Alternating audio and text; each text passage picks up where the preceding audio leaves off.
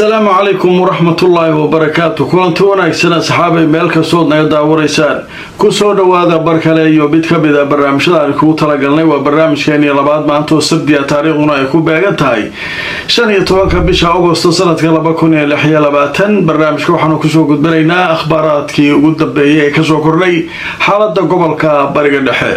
حزب الله أو شيكتي إناي عبايستي مدافع ديدا saacadaha soo socdana ay qiiq ka kicin doonto gudaha Israa'iil kadib markii Israa'iil la sheegay inay maanta weerar gaadma ku dishay taliye ka tirsan ciidamada sida gaarka u tababaran Xisbullah ee liiraado Ridwan dagaalkii koonfurta Lubnaan oo mar kale laga baqayo inuu cirka isku shareero uu dib u qarxo Iiraan oo horay ugu hanjabtay hadii Xisbullah la taabto iyaduna laga baqayo inay Israa'iil iyaduna isfarasaaraan haddaba xiisad cusub oo mar kale qaraxday ayaynu barnaamijka ku soo gudbin doonaa waxa soo kale barnaamijkan idinku haynaa Iiraan oo ka hadashay wada hadaladii u socday ayaga iyo Cumaan oo ay sheegtay in horumar weyn laga gaaray kaasoo laga arisanayay arimaha marinbiyoodka Hormuz xilli marinbiyoodka Hormuz xiisad aad u daran iyana ay ka taagan tahay oo maraakiib fara badan saacadihii la soo dhaafay lagu qararamsaday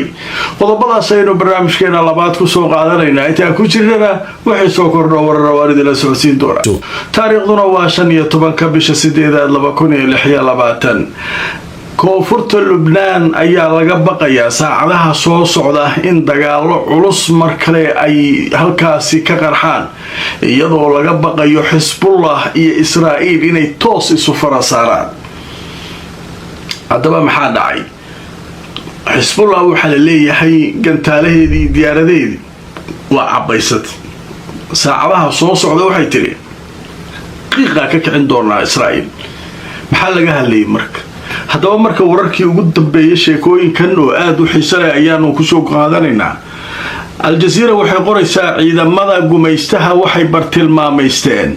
taliye ka tirsan ciidamada gaarka ee liiraado Ridwan ee ka tirsan Xisbullah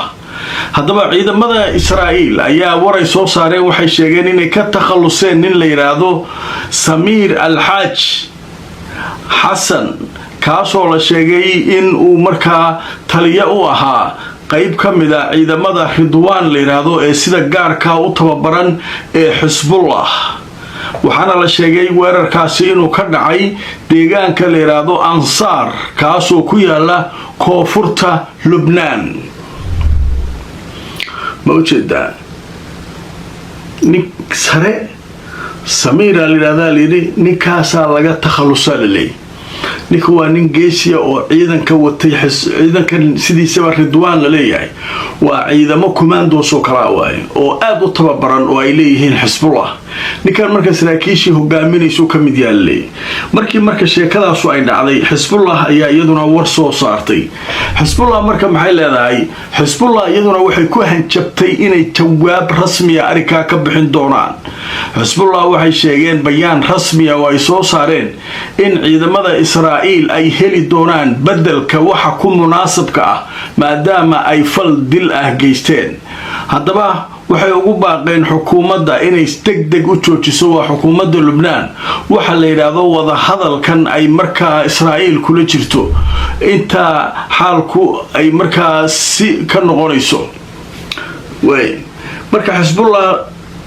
warkoodu waa koobay waxay yiraahdeen Israa'iil ha u diyaar garowdo wixii munaasabkeeda ahaa macnaha nin culus naga disheen idinkuna wixii munaasabkiina waa jawaabta rasmiga qaadanaysan qoriyoodu waa cabaysteen lagu leeyahay gantaaloodu waa cabaysteen diyaaradii droonka waalida ahaa wixii oo dhan way joogaan marka meeshaas halkaas ay marka maraysaa xukuumadii Lubnaan oo maalmaha wada hadal quraafaadkii la wadayna waxay yiraahdeen waxaas ka bax nimankan warkoodu waa cadaysteen wax iska dhicinay wax ku leeyihiin mar horaan idin sheegnay leeyihiin haddaba marka sheekadan maxay ku bilaabatay Israa'iil sababta ay ninka u weerartay maxay ahayd sootuu ka dhaxeeyay heshiis xabad joojin iyo waxa kan meesha ka jireen sababtu maxay tahay haddaba markaan tuso إسرائيل حفيز نتنياهو أيا ورصو صاري وحويري صدح كمدا عيدا كان أيا داوعمي كدب مركي حزب الله أي داوعين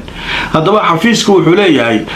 حزب الله أيا ويرر كقاضي أسكرتين صدح كمدا أيانا داوعنتي ووليبا داوعود أو خطر يحي وحانا أو شيء إن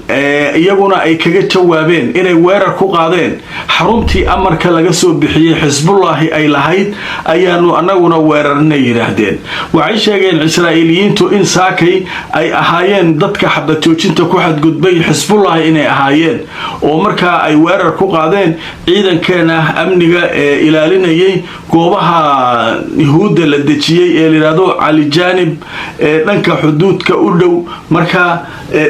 لنك حدود كأولو أيا وحال شيء إن مركا تاي إن أي ويرر كقاضين واي marka waxay leeyihiin annaga waana la ka gardarnaayay yahuudi waayna marka warka soo saaray saddex askari oo dhaawacoodu halis yahay oo xuduudka Lubnaan meel u dhow amniga ka shaqeynayay ayaa Xisbullah inta weerar gaadma ku sameeyeen ayay toogteen leeyihiin annaguna waa xanaaqnay meeshii amarka laga soo bixinay waa meeshii ninkan ay ku dilayaan Samiir la leeyahay halkaas annaguna beegsanay leeyihiin marka xiisadu marka halka bug ay tiri moogtay irkaas ay gashay marka irka hagashe mushkilada meesha taagan wax waaye dagaalku ma Xisbullah iyo Israa'iil kaliya ku koobnaan doona dad badan waxay qabaan maya Iiraan toos ay u soo gali doontaa madaxay u soo galaysaa إيران هذي سوق الشرق مريكا وسوق ليا مركب ماشي أو مارتي تقالكم مركب هو كبل أوضي أي حاجة هذا كبل أوانيسا سفي عنا اللي سوق راعي الدور اللي مركب شيكوا عليها مركب صعوتها أريك مركب واقسين هاي هذا وحلقة بقى يا عاوة إن دقيمو أي سميان مكليرا حزب الله أو أرجوتان سيدنا أوجاد حزب الله لما أولاد إيران waxa ay ballan qaadaan way fulinayaan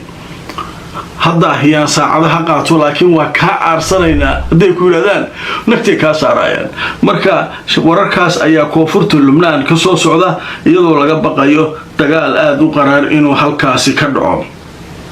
dhanka kale wasaaradda arrimaha dibadda ee Iiraan ayaa war cusub soo saartay goor dhaweyd oo ay leedahay meel fiican ay hadda baashu noo maraysa anaga iyo Cumaan heshiiskii waa la saxiixayaa mar dhow oo ku saabsanaa habka loo mariyo marin biyoodka Hormuz haddaba afhayeenka wasaaradda arrimaha dibadda ayaa warkaasi sheegay wuxuu leeyahay waa muddo badan ay soo socotay baashu hadda gabagabadii maray waliba wuxuu ku daray in carqalado badan Mareykanku uu doonayay inuu heshiiska ku sameeyo sida daraadeed ay u suurta gali weysay marka wuxuu leeyahay hawshu marka sidaasay noqonaysaa marka waa arki doonaa kulay heshiiskan ma la saxiixi doonaa heshiiska waaba dhawareeriyo Cumaan iyo Iiraan heshiiskoodu meel fiican maraya saddex wiiga soo wadi wax heshiis la gaaro yeena male marka hadda waxay leeyihiin heshiisku waa soo dhow yahay marka hadaba marka waa arki doonaa wixii kale oo arrimaha ee heshiiska ka soo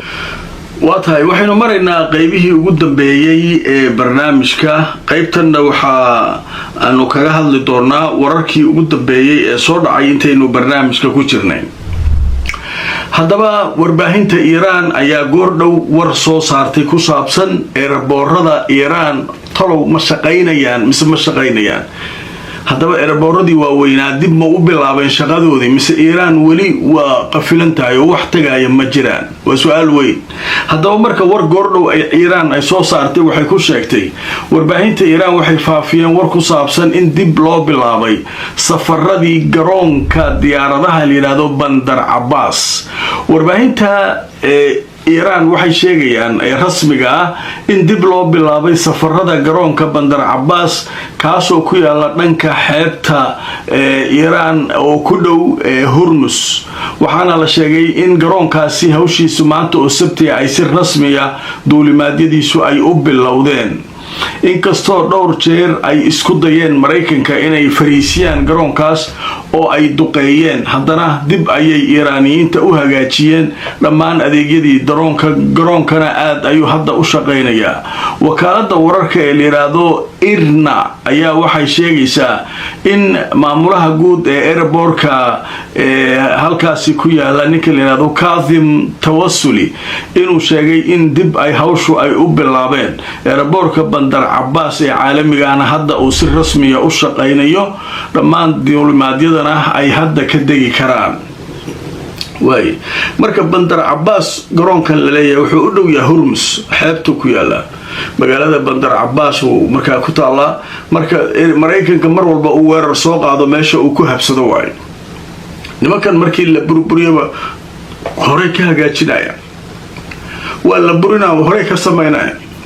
maalin waxaan xusuustaa buunda inta la jabiyay oo la yiri waxay qaadanay dhowr bilood week kadib buundadii la kormaraya la arkay hor wuxuu maxay ahayd marka sheekadaas marka socota wararkaas ayaa ugu waaweynaa warkani labaad haddii alla idmo wixii warar soo kordha barnaamijyada kale ayaan idin kula socodsiin doonaa la gareeyo share gareeyo barnaamijka nabadgelyo.